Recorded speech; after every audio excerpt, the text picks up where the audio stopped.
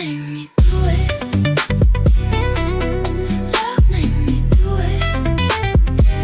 I swore I was through it. Love made me do it. Love made me do it. Love made me do it. Now I wear that scar like a second heart.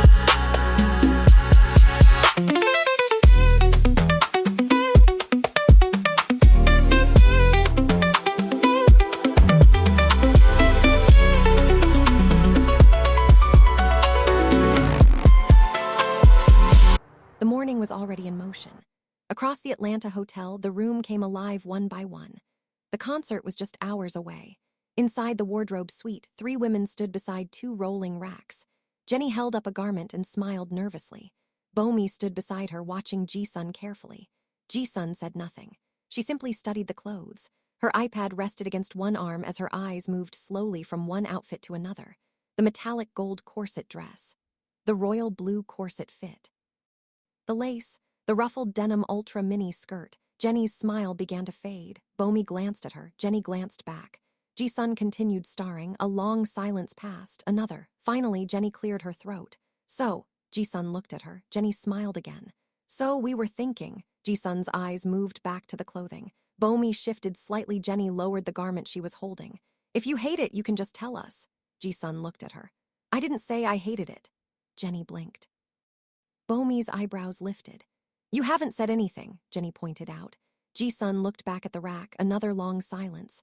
Then finally, the smallest smile appeared at the corner of her mouth. I love it. Jenny's face lit up. Bo-Mi gasped. You do. Ji-sun nodded. All of it. I think it fits their personalities but still matches the theme of our tour. Jenny dropped her shoulders in relief. Oh, thank goodness, cause I was about to say. Bo-Mi clapped her hands together. I knew it. Ji-sun looked at them over the top of her glasses. The gold corset dress is especially good. Jenny immediately pointed toward Bo-Mi. That one was her. Bo-Mi grinned. I found it. Ji-sun nodded approvingly. Well done. Bo-Mi practically glowed. Jenny looked at the rack again. I told you. Ji-sun gave her a look. You were about to cry 30 seconds ago. Something was in my contact. Bo-Mi laughed. Ji-sun shook her head, amused. Jenny moved another garment along the rack, and I asked Mee-Mee to take her braids out today. Ji-sun looked up. Why, they've become her signature look. I want Big Donna summer hair for the stage. Keisha is coming over now to do everyone's hair. She gestured toward Bo-Mi. We discussed it. All of the girls got new looks. Even Bora's style will be different. Bo-Mi smiled. And Adrienne. Ji-sun nodded. Then her expression changed. Take Mee-Mee's braids out. Yep. Doesn't that take a long time? Jenny nodded. Ji-sun said she has a call time at 12. Ji-sun's eyes narrowed. Who is helping her? Jenny tried not to laugh, apparently. She paused. Her Juju. Ji-sun stared at her. What? Jenny laughed. Yup, Joo-Won. Ji-sun's eyebrows rose. He doesn't know how to do that, and we don't have time for him to learn. Jenny quipped. Mee-Mee says her guy is a fast learner. Ji-sun was stunned. I thought he was working out. Jenny dangled her fingers, working these. Bo-Mi burst out laughing, then said, I think it's romantic. Ji-sun frowned. I think it's a misuse of time. We could have hired somebody newlyweds. Jenny nodded solemnly. Welcome to being married to a braided baddie. Even Ji-sun couldn't quite hide her smile. God help him. Jenny looked toward the door. Oh, he volunteered. Ji-sun raised an eyebrow. That man has no idea what he volunteered for. And somewhere in their hotel bedroom, Joo-Won carefully began working on another braid. Is this one supposed to come out? Mee-Mee smiled. Yes, Juju. He sighed. This is harder than choreography. She laughed. Keep going, baby. About 6.5 hours away from Atlanta, another kind of workout was underway. In Lexington, Kentucky, Min-jae, Dylan, Sung-young, and K-on-ho had arrived at a quiet property tucked away from the main roads. A man was waiting beside a dark SUV. Derek was hard to miss. Tall, broad-shouldered, muscular without looking like he lived in a gym. Late 30s, impeccably groomed and dressed like a man who could walk into a boardroom or onto a racetrack without changing clothes. Navy blazer, crisp white shirt, tailored trousers, polished loafers. Everything about him was expensive without being flashy. He looked like a gentleman. He carried himself like a man who knew exactly how much trouble he could cause. Derek looked over the 4 men as they approached. His eyes landed on Min-jae. He studied him for a moment. Then he smiled. So it's really you. Min-jae stopped. You know me? Derek gave a quiet laugh. Everybody who's been around the wrong people long enough knows you. Dylan looked amused. Min-jae didn't react. Derek extended his hand. Derek. Min-jae shook it. Min-jae. Derek glanced toward Sung-Hung and Kae-on-ho, then back at Min-jae. I've heard stories. Min-jae's expression remained completely calm. Most of them are true. Derek laughed. I figured. Dylan stepped forward. And I'm Dylan. Derek looked at him. I know who you are too, Dae's owner. Dylan smiled. Good, saves us time. Derek's smile widened. I like you already. Min-jae gave Dylan a brief look. Don't get comfortable. Dylan grinned. Derek turned toward the property. Come on. The men followed. I race horses, Derek said. Seriously, I compete at the highest levels. Training, breeding, investments, I've built my own operation. Dylan nodded. We heard. Derek glanced at him. I also dabble in a few other things. Dylan smiled. That's usually where the interesting money is. Derek looked at him again. Exactly. Min-jae finally spoke. He simply said, Magnus. Derek's expression changed. He and I have history. Kae-on-ho looked at him. What kind of history? Derek stopped walking.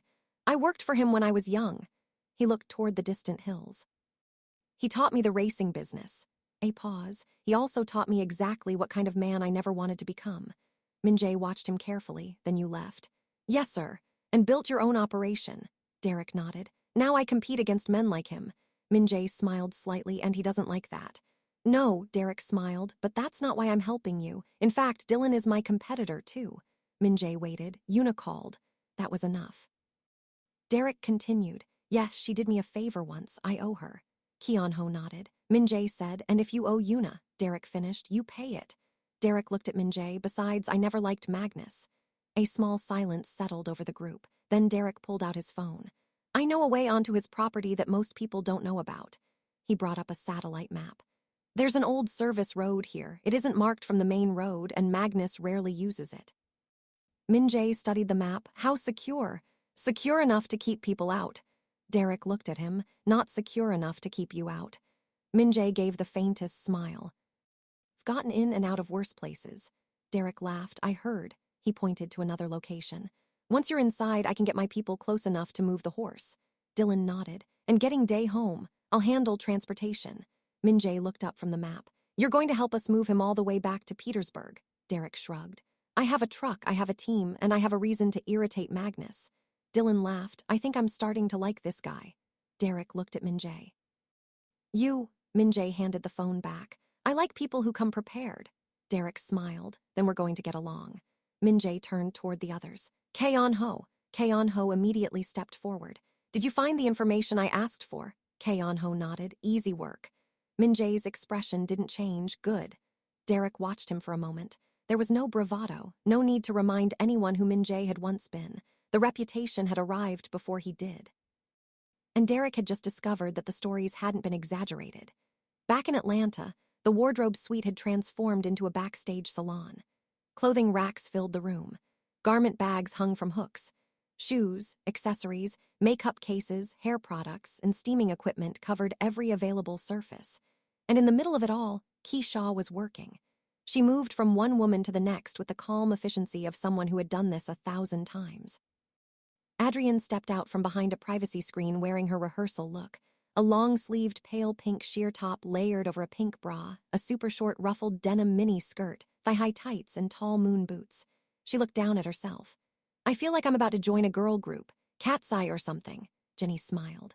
That's the point, boo. Across the room, Bora was trying on her outfit, a striking blue bustier top with a matching skirt and boots. She turned toward the mirror. Oh, this is cute. Cute, Jenny said. You look expensive, you look like that girl. Bora laughed. Nearby, Mee-Mee stepped out in her concert look. The metallic gold bustier mini dress caught the morning light instantly. It was short, very short, structured and sculpted against her athletic, feminine frame. The liquid gold fabric shimmered with every movement. Everyone stopped. Jenny put a hand over her mouth. Oh, Bomie's eyes widened. Wow, Bora turned around. Okay, Mee-Mee. Mee-Mee looked at herself in the mirror. Then she bent down, shook her bum, and gave the dress a tiny little twerk. Jenny immediately lost it. Shake that, Mee-Mee. Yes, best friend. Ji-sun raised an eyebrow. Mee-Mee laughed. Girl, you got me in a Barbarella ice skater dress. Jenny finger-clapped. But you look cute AF, no cap, best friend. You're tearing that up. Mee-Mee laughed and high-fived her. Ji-sun smiled. Then, as if remembering the day ahead, she quickly popped a handful of supplements. Turmeric, oil of oregano, she looked around. And where's my aspirin? Adding to the cute madness, a small girl suddenly raced through the room. Excuse me. She darted between two clothing racks with Bruno and Abraham chasing after her. Bora turned. Hey! The little girl laughed and disappeared around the corner. Slow down. Too late. She was already gone. It was Bora and Min-Kyu's 4-year-old daughter Amy who was having a great time keeping her WWE-sized sitters on their toes. Ji-sun watched the commotion for exactly 2 seconds before making an announcement. Okay, everyone. Mee-Mee laughed as she changed her clothes. She sat in the makeup chair while Keisha worked through her hair, preparing it for the big, voluminous style Jenny had requested. The room gradually settled. Ji-sun stood in the center of the suite. Today is the big day. Bomi, who had been attempting to carry several things at once, immediately dropped one, then another. She froze. Ji-sun looked at her.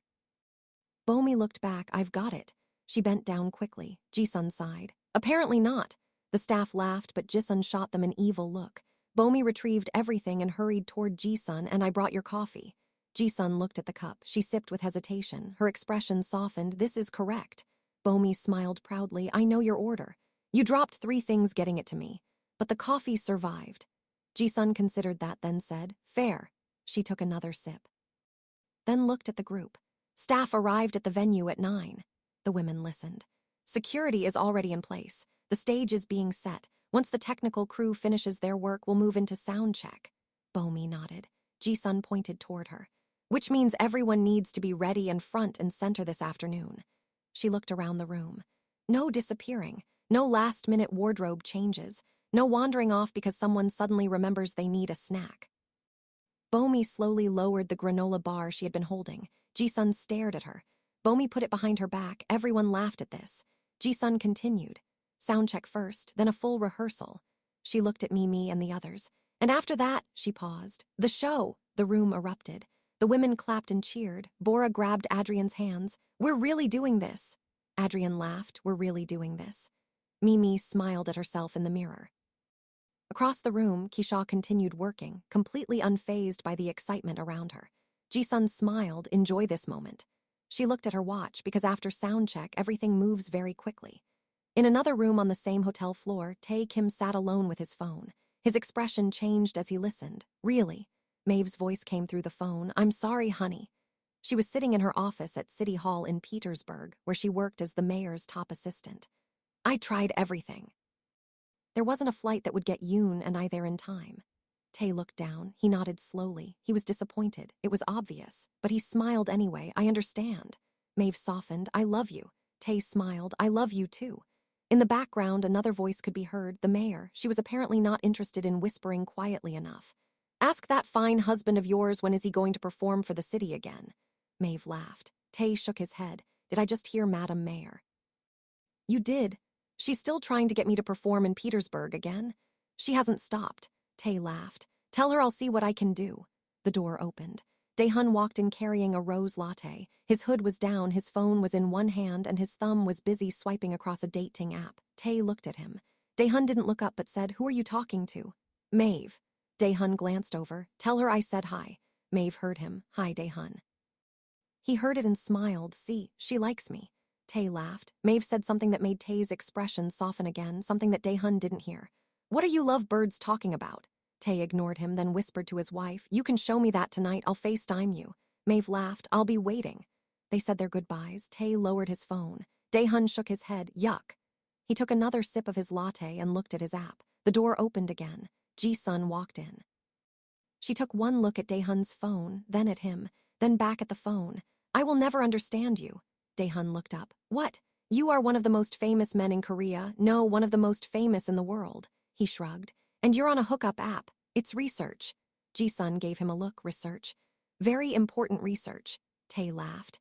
Dae-Hyun took another sip of his drink, then glanced around the room.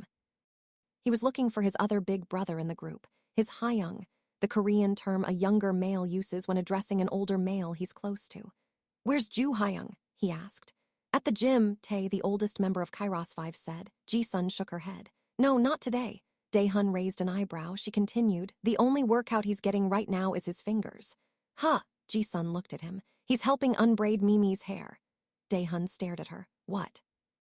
Tae burst out laughing. Maeve recruited me for that once. Never again.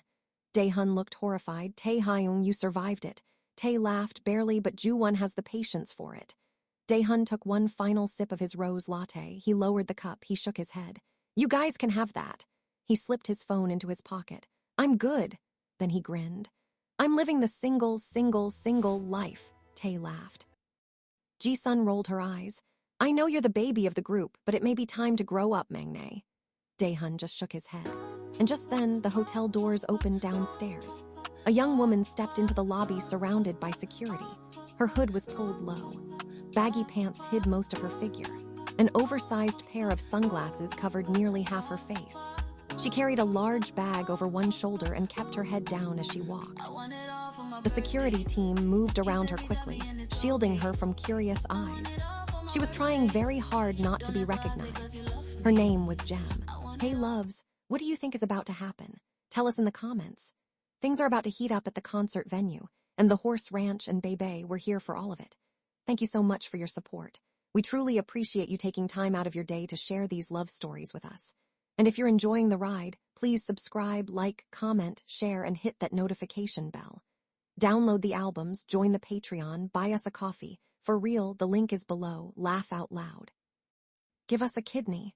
Okay, we're joking about the kidney. All we need is your love. And speaking of love, Min-jae needs to check in back home. Let's get back to the story. Min-jae pulled out his phone and called Dina. It rang, no answer. He frowned. Dina always answered. He immediately called Joo-Hoon. In the living room, Joo-Hoon sat comfortably in a chair with Bond sprawled across his lap. The massive Maine Coon had been suspicious of Joo-Hoon at first, but several pieces of fish later, they had become best buddies. Bond purred contentedly, his enormous head resting against Joo-Hoon's chest. Min-jae smiled when Joo-Hoon answered with, Hyung. Min-jae said, Where's Dina? Joo-Hoon glanced down at Bond, then toward the quiet hallway. Samonim is sleeping. Everything is okay. Min-jae exhaled, relieved. Good. How are things going? Min-jae's expression hardened. Magnus is about to learn a lesson. Joo-Hoon smiled faintly. A life lesson. Min-jae chuckled at that. They said their goodbyes, and Min-jae slipped his phone back into his pocket. Across Derek's ranch, Dylan's phone rang. He looked at the unfamiliar number. Hello, Mr. Huri, this is Dr. Reecie. Grant gave me your number. I'm sorry for the intrusion. Dylan smiled. It's a good surprise. I heard about Dae, she said, her voice respectful. I'm so sorry, but I'm confident you're going to bring him home. Dylan paused. There was something about the certainty in her voice that caught him off guard. Thank you. And when he gets back, she continued, I'd like to examine him myself. I don't care what time it is, just call me, I'll come. Dylan nodded, even though she couldn't see him. We'll do that. I mean it, Dr. Reecie said. Whatever time. Dylan smiled. I believe you. Goodbye, Dylan. Goodbye, doctor. And with that, she hung up. Dylan lowered the phone. For the first time that night, his shoulders relaxed. Somebody believed they were going to pull this off. And somehow, that made him believe it too. Back in Atlanta, Prince Mel and Soren sat down for brunch at the hotel with Ingrid, who looked like she was about to burst with excitement. She was dressed head to toe in another Kairos-Five inspired outfit. This time, Ingrid announced proudly, I matched the tour colors, cobalt blue, gold, silver, and pink. Soren glanced at Mel. She's usually very chic. Mel laughed. Let her live. Soren kissed Mel on the cheek. You're right. Across the table, Edward wasn't eating. He was staring down at his phone. Mel noticed. Why don't you call her? Edward looked up. Call who? Soren slowly shook his head. A floor up from the brunch area, Rosie stopped by to check on Mee-Mee, who was sitting in the makeup chair while the Nikki, the makeup artist, put the finishing touches on her look. Rosie glanced at her phone again. She didn't dial. Mee-Mee noticed. Why don't you call him? Rosie shrugged innocently. Call who? Mee-Mee leaned toward Nikki and whispered, I see I have some work to do after this concert. Before Nikki could respond, Joo-Won walked over. He looked at Mee-Mee and smiled. My baby is looking good. Mee-Mee blushed. Joo-Won leaned closer. I finished writing the remix to I Pulled You In. We'll perform that. Nikki's eyes lit up. That's my favorite song. Mee-Mee smiled. She remembered exactly what that song meant, and so did everyone who had heard Joo-Won sing it to her. It wasn't exactly a typical K-pop idol move, singing such a bold, romantic song about pulling a woman into his life, who just happened to be in the venue. And there definitely wasn't anything typical about admitting their relationship to the world. But there was nothing typical about Joo-Won. Mee-Mee finger snapped. Ain't nothing regular about my Juju. Joo-Won laughed. A few feet away, Ji-sun had overheard everything. You haven't rehearsed that, she said, giving Joo-Won a look that said she was already calculating the disaster potential. Mee-Mee turned toward her. Don't worry, we got this, Jay. We sing to each other all of the time in the shower. Nikki laughed. Joo-Won turned his face to not laugh. Ji-sun stared at them for a beat. Then she shook her head. Lord help me. Joo-Won and Mee-Mee laughed. But back in Lexington, there was nothing to laugh at. Derek's plan was already in motion. The vehicles approached Magnus's property quietly, stopping well away from the main house. One by one, the men slipped onto the grounds and split up.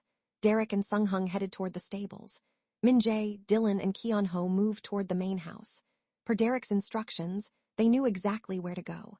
Keon-ho had already mapped the property, and every piece of information he had gathered was proving useful. Derek and Sung-Hung reached the stables, then they saw him. Dae stood inside a stall, restless and alert. Derek's expression softened. There you are, boy. He moved toward the stall, then came footsteps. Two of Magnus's men appeared. One was big, the other was smaller but solid and athletic. Derek looked at Sung-Hung and he nodded. They split. The smaller guard came at Derek. Derek moved quickly, but the man was stronger than he looked. They struggled for several seconds before Derek finally took him down. Across the stable, Sung-Hung handled the larger man with startling efficiency. One move and the man hit the ground. Derek looked over, show off. Sung-Hung didn't respond. Derek straightened his jacket, then stopped. He looked down at the sleeve. The fabric was torn. My Todd Snyder jacket. Sung-Hung finally looked at him. Derek sighed. This is a very expensive rescue, my guy. They turned their attention back to Dae. But you're worth it. Come on, buddy, Derek said softly. We're taking you home. Meanwhile, Min-jae, Dylan, and Keon-ho reached the main house. Derek's directions had been precise. They moved through the property and into the house without alerting Magnus. Keon-ho checked his device. Grant says the communication and security systems are down. How long? Min-jae asked. 5 minutes. Min-jae nodded. Then we move. They reached Magnus's study. The door opened. Magnus was inside, sitting with a glass of hard liquor in his hand. He barely had time to react. Minutes later, he was tied securely to a chair. Grant's voice came through their earpieces. 3 minutes. Magnus looked around at the men surrounding him. This is a misunderstanding. Dylan stared at him. Magnus continued, You're new to racing at this level. You have no idea how this works. If you can't stand the heat, get out of the kitchen. Dylan stepped forward and shoved him back against the chair. Magnus wheezed. You have a lot to say for someone who has seconds left. Listen, Magnus pleaded. Just let me go. We can let bygones be bygones. Dylan's brows furrowed. He looked at Min-jae. Should we trust him at all? Of course not. Magnus nodded quickly. Listen to him. Min-jae turned toward him. Shut up, you're on borrowed time. Magnus fell silent. Min-jae looked at Dylan. Now what does Romans 12:19 say? Dylan said nothing. It tells us, do not take revenge, my dear friends, but leave room for God's wrath. For it is written, it is mine to avenge, I will repay, says the Lord. Min-jae's voice remained calm. So God has got this, trust him. Dylan stared at Magnus. It took everything in him not to put his hands around the man's throat. Finally, he stepped back. Min-jae continued quietly. I was about to do the same thing at Grant's couple's retreat when Silas kidnapped Dina, but Prince Soren had my back, talked me down. Dylan sighed. So he just gets off. Min-jae smiled. No. He pulled a chair across the room and sat directly in front of Magnus. He doesn't. Min-jae turned toward Keon-ho. Do you have the information I asked for? Keon-ho nodded and handed him his device. Min-jae looked at the screen. Then back at Magnus. 524 Lakendoodle Drive. Magnus sat up. That's my mom's address. Min-jae continued. 1123 Bobby House Lane. Magnus's eyes widened. That's my daughter's college address. Min-jae looked back at the device. 1144 Terracotta Dirt Place. Magnus's face changed. He whimpered, oh no. Min-jae smiled. I have 20 addresses. Magnus stared at him. We have people monitoring every one of them. He leaned forward slightly. If you do something like this again, we may be forced to take. He paused. Some form of action. Magnus broke. Okay, I'm sorry. Everyone stared at him. I didn't know who I was messing with. I was going to keep Dae as my prize horse. I just wanted to win. That's all. Keon-ho slowly shook his head.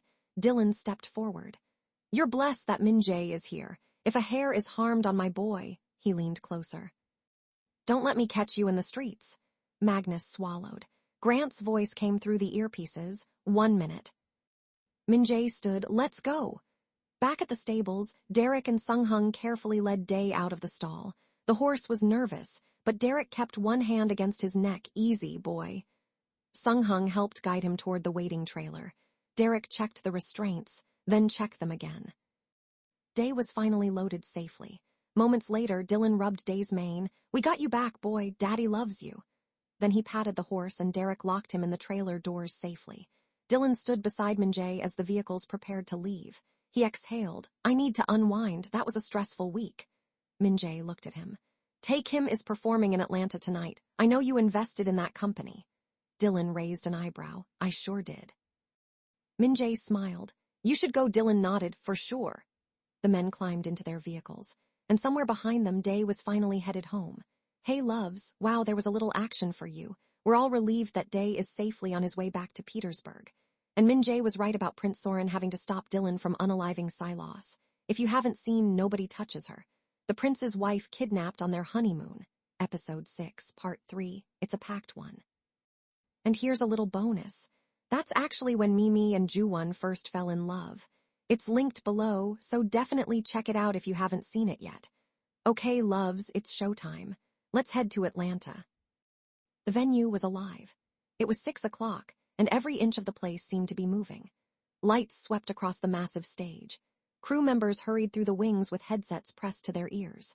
Security lined the barricades while fans packed the entrance, many of them holding signs, wearing Kairos-Five merchandise, and screaming every time they caught a glimpse of someone from the production team. The excitement was justified. Kairos-Five had not performed together on tour in nearly 5 years. So much had happened during that time. Dae-Hyun, Min-Kyu, and Joo-Won had completed their mandatory military service in South Korea. After returning home, Joo-Won launched an incredibly successful solo career. Dae-Hyun became a popular television personality and entertainment host, while Min-Kyu married Bora and eventually launched his own independent music label. Tae-Kim, the oldest member of the group, had become an A-list actor. As a Korean American, he had never been required to serve in the Korean military, and his acting career had taken off in a major way.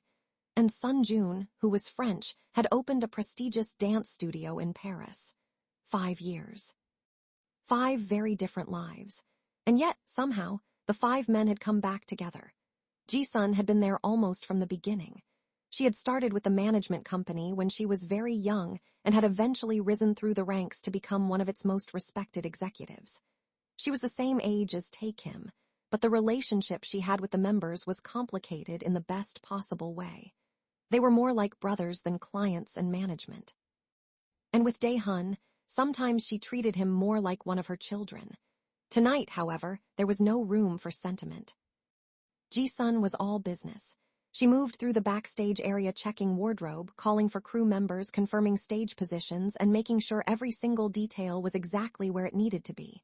Bo-mi followed closely behind her, trying to keep up. Where are the backup in your monitors? Ji-sun asked. Stage left, Bo-mi answered. Not that stage left, the other stage left.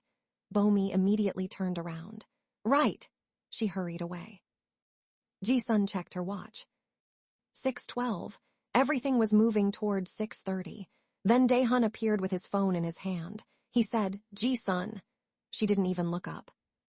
What? When does Jem do her sound check? Ji-sun finally stopped. Dae-Hyun, Jem's sound check was 2 hours ago. He blinked.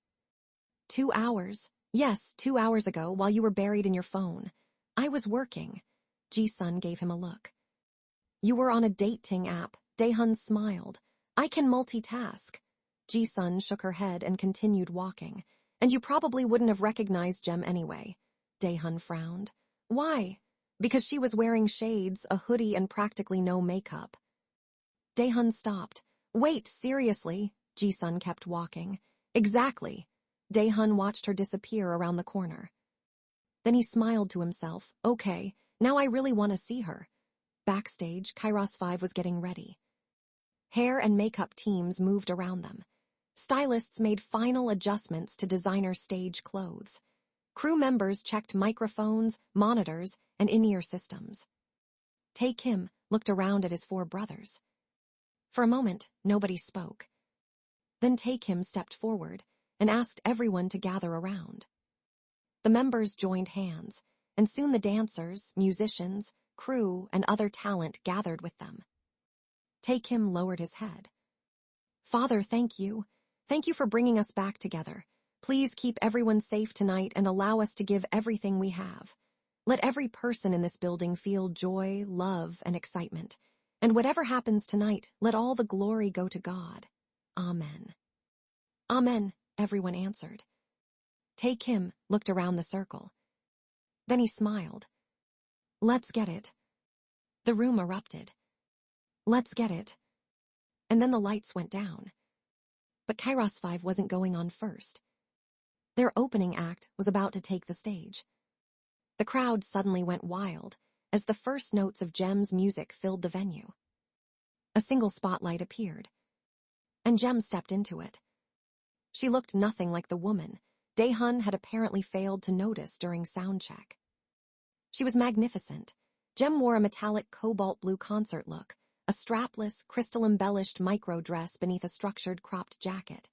Oversized diamond earrings framed her face while delicate layers of jewelry caught the light around her neck. The entire look blended vintage glamour with contemporary R&B luxury. Behind her, her beautiful female dancers appeared in shimmering silver bodysuits covered in tiny crystals. Jem smiled. The music dropped, and she began to sing. The crowd erupted. Atlanta, are you ready? Jem walked in, room get warm. Kind eyes, soft hands, whole storm. She lift you up, then make it plain. Heavy day, she ease the pain. She share her place, she share her light. Stay true left, stay true right. Compassion in the way she move. Every little thing got Jem's groove. Wait, look how she glow, watch how she go. Heart so big it shows. Everybody know I love me some me. Jem got that. Her voice filled the venue as she moved effortlessly across the stage, commanding the audience from the very first note. Her dancers moved behind her with precision, and by the end of the first song, everyone in the building was on their feet. Jem went straight into her second number. This one was bigger, more rhythmic, more sensual, and backstage, Dae-Hyun was watching the monitor. His expression had completely changed. He wasn't joking anymore. He was genuinely impressed. Wow, he whispered.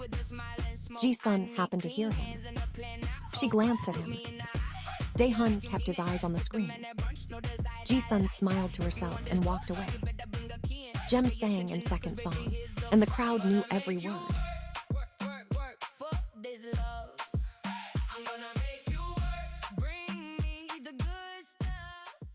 It ended with thunderous applause. Then she smiled into the audience. I have 2 very special people joining me on stage. The crowd cheered as Seo-Jun walked onto the stage. The reaction was immediate. The audience screamed. Even though he was one of the most famous dancers in the world, Seo-Jun looked almost shy as he took the microphone. Hi, I'm Seo-Jun, lead dancer for Kairos-Five. The crowd practically exploded. Then Adrienne walked onto the stage. She smiled nervously before taking the microphone. I'm Adrienne, the audience cheered. She grinned, baddie choreographer. The venue lost its mind. Jem laughed. We have the right song for these 2. The music changed. A sultry R&B beat filled the arena. The song was Me Like It, and Seo-Jun and Adrienne looked at each other. They were ready. Adrienne whined her hips and Seo-Jun was right behind her. Then they danced. Their chemistry was immediate. They moved together with confidence and precision. But it was the moments between the choreography that had everyone watching. A lingering look, a step closer, a hand almost touching, then pulling away. The audience screamed every time they got close. By the end of the performance, Seo-Jun and Adrienne were both smiling, slightly breathless. Backstage, Ji-sun watched the monitor. For once, she wasn't giving orders. She was simply smiling. Jem had opened the show with a bang. Now it was time for Kairos-Five. The lights went black.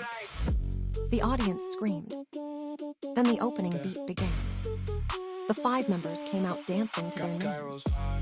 The crowd roared louder with every name. Tae-Kim, sliding clean, gold on grand, mean machine. Joo-Won got the flow bent low, one look hit, then the whole room knows. June cut short, too smooth, too cold. Min-Kyu flips that post, then he let it roll. Dae-Hyun in the back, then he take that lead. Kairos-Five, yeah, we run that heat. Smooth with it, nasty with it. Step to the light, then we mask and eat it up on stage. No doubt, hands in the air when we locking now. Bring that heat. Bring that heat. Kairos-Five. 5 men. 5 different journeys. One group. Kairos-Five was back. And they came out dancing like they had never left. The choreography was flawless. The styling was immaculate. Their voices were strong. Their energy was enormous, and the audience knew every word. In the VIP area, Ingrid was losing her mind. She was standing between Mel and Prince Soren, screaming, dancing, and waving her arms as Kairos-Five performed. She jumped up and down. Then, in the middle of her excitement, she grabbed the bottom of her Kairos-Five top. She was about to pull it off and dig her bra off to throw it onto the stage. Prince Soren immediately pointed to her wrist. He wagged his finger at her. No. Ingrid froze. She looked at Soren, then at Mel, then slowly looked around the VIP area. She suddenly remembered exactly where she was and who she was. She straightened her clothes, cleared her throat, and calmly folded her hands. Mel burst out laughing. Girl, you're doing the most. Ingrid whispered with a red face. I got carried away. On stage, Kairos-Five continued to bring the house down. Backstage, Ji-sun was in her element. She was calling cues, checking wardrobe changes, moving crew members into position, and making sure every transition happened exactly on time. Where's Tae-Kim? Stage left. Tell wardrobe his second look is ready. She turned. Bomi appeared immediately. Yes. Check Min-Kyu's mic. Already did. Check it again. Bomi smiled. Got it. Then Min-Kyu walked Bora on the stage. He danced with her while she sang. Bora shined. Then I know what to do. Let's dance the night. Let's dance the night. Pull me in close and don't you let go. He let her have the shining moment. The crowd chanted Bora, but also they shouted, Solen, which was the name of the K-pop girl group she had been leader of 5 years ago. The concert continued to build. Mee-Mee and Joo-Won caught each other's eyes from opposite sides of the stage. Joo-Won smiled. His heart was full. He subtly winked at Mee-Mee. She placed her hand over her heart and blew him a kiss. He laughed. Backstage, Seo-Jun handed Adrienne a bottle of water after their performance. That was incredible, he told her. Adrienne smiled. You ate. Seo-Jun laughed. Then he shook his head, still smiling. The concert moved on. And there was Tae-Kim. For one quiet moment backstage, he stood alone. The noise of the concert surrounded him, but his attention drifted somewhere else. He pulled out his phone. On the screen was a photo of Maeve and their 4-year-old son, Yoon. Tae-Kim smiled. He missed them. He slipped the phone back into his pocket, took a breath, and returned to the stage. The concert continued. And then the lights changed. The opening notes of I Pulled You In began. The audience recognized the song immediately. A roar rolled through the venue. Joo-Won walked onto the stage. Then Mee-Mee appeared beside him. The crowd screamed. Joo-Won smiled and lifted his microphone. As you all know, I don't talk much. The audience laughed. Joo-Won leaned his microphone toward the crowd. They immediately began chanting. But my eyes say go. The audience erupted. Joo-Won laughed. Then he looked toward Mee-Mee. You may know my wife, Mee-Mee. The crowd went crazy. Mee-Mee giggled and waved. Joo-Won turned back toward the audience. We've been married, 2 months? Mee-Mee laughed. Juju, 3 months. The audience laughed and cheered. Joo-Won looked at her. My baby is always right. Mee-Mee smiled. Joo-Won lifted his microphone. We have a special remix for you. Hope you like it. The music began. I pulled you in.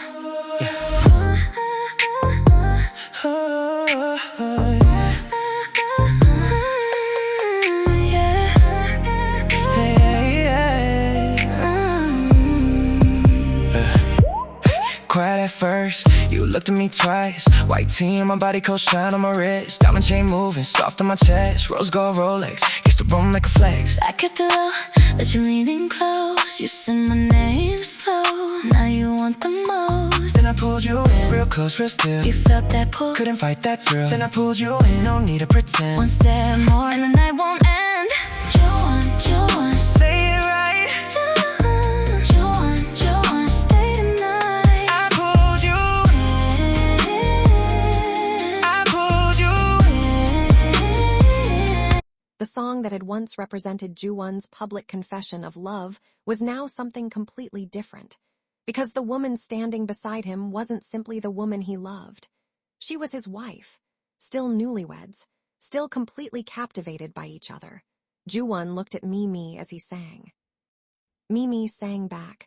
There was no need for elaborate choreography, no complicated production, just the two of them, together, both with crazy vocals. His thumb gently brushed across her hand. She squeezed his fingers. The enormous screen behind them showed their faces as the audience sang along. When the chorus came around again, Joo-Won stepped closer. Their foreheads almost touched. Mee-Mee laughed. Joo-Won laughed too. The crowd screamed. They finished the final line together. For a moment, the venue went quiet. Then the audience erupted. Kairos-Five performed their biggest hits included Cuffing Season. Dae-Hyun had the audience laughing and screaming with his body rolls. But Tae-Kim body rolled beside him, which surprised his matinee. Then came another surprise. Tae-Kim walked backstage, catching his breath when a stage manager approached him.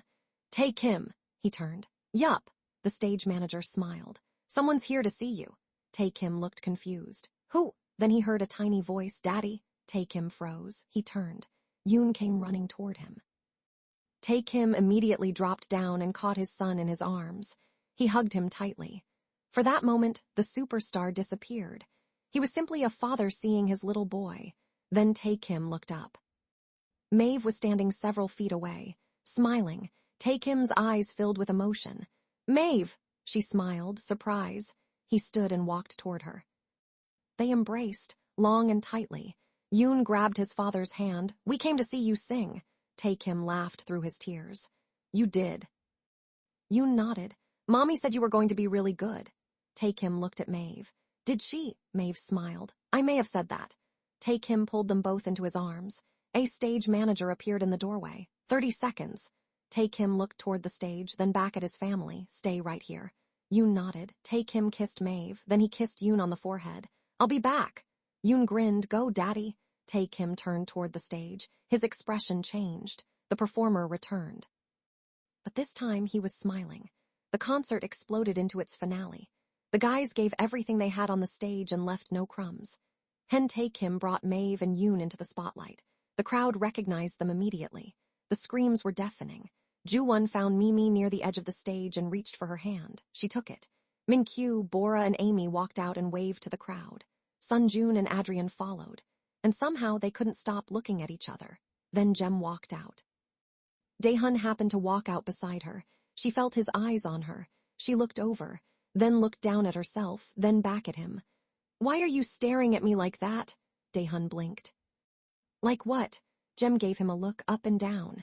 He smiled. I'm appreciating the view. Jem rolled her eyes. Dae-Hyun laughed. What?